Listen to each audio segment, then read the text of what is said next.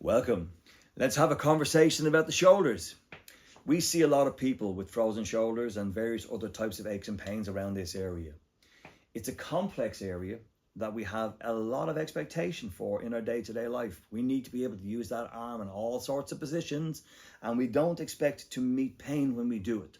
But so many people are living with pain and discomfort in and around this shoulder area. Now, the shoulder joint is right here. But when people describe shoulders to us, they talk about up into the neck, they talk about across their back and around the chest into their arm. They look at it as a category area.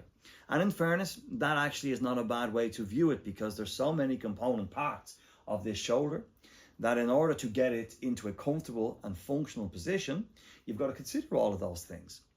Let's look first off at the joint. You've got the collarbone, clavicular bone, same bone. You've got the humerus or the long arm. And you also have the scapula, which you know is the shoulder blade. And those three bones come together to make up that shoulder joint. You then have a series of ligaments that encapsulate all that to hold the joint together and hold the joint apart. And then layered over that are many different tiers of muscles pulling in different directions, all of which contribute as part of the totality of the entire thing to allow your body to articulate this joint in an array of different ways with a lot of power. But if you find yourself with discomfort, what tends to happen? The first thing that happens in discomfort is a person will pull their arm in. Now, immediately when that starts to occur, you're feeding the issue. But why does a person find themselves in discomfort in the first place? Or why does a person find themselves in a situation where when they have discomfort, they don't seem to be able to get out of it, even if they're getting a little bit of help? Usually, it's because the person has deviated out of position. And there are so many things in life now that bring a person into this particular pattern of behavior. The keyboard, the mouse, the slouch in the drive, the perpetualness to be on devices, all of which brings a person out of their ideal suspended position into forward dysfunction.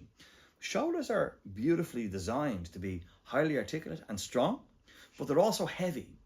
So if you're forward and your body thinks you're falling, it has no choice but to use that musculature to stiffen, to try to hold you in that forward position. It's not up to that task. You'd never expect to stand there with your arms straight out and then wonder why your shoulder was sore. Of course, if you're doing this, you're doing the same thing. You're spreading the workload out over a bigger area, but you're still asking the muscle to do something that it's not up to the task.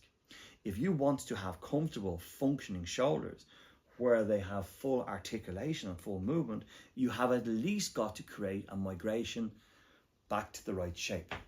Okay? Now, let's explain a little bit about why the shoulder doesn't work when you're forward. When you slouch, the head goes forward. We'll talk about that when we're talking about the head. You'll put a bigger curve into the back of your back. You will bend this forward. And you will also create a migration of these shoulder blades outwards.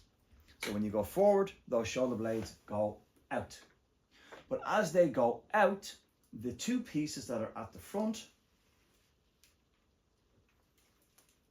here and this, all start to work their way downwards. So the collarbone rolls down, and this, which are two pieces of the shoulder blades, point down. And then your arm has no choice but to roll in. So if all of that gets accustomed to being in that position, the difficulty that you've got is when you want to bring your arm up, it stops around there and you can't get it any higher. It's when this piece then rolls up and these two pieces point up and the shoulder blade starts to move again, you can then get your arm the rest of the way. So what you end up with is a mechanical inhibition to your movement, because these parts aren't moving very well. But why are they not moving well? Well, it can be because they've sustained an impact. Maybe they were broken. But you remember, your body's healing. So after a period of time, you should have your movement back. But it can also be because the person is under a physical stress, because they're in that heavy position. They can also be under a psychological stress, holding these areas very tight. There's a lot of different reasons, but all of them tend to migrate towards a body shape that's forward in itself. So if you want fully functioning and an upright, articulating shoulder position that you can use in exercise and in life, you've got a responsibility to hold yourself in a position that has got poison efficiency. So have a little look at our video about how to create poison efficiency. You'll see it under the Posture is Paramount title. That's that. Have a good day.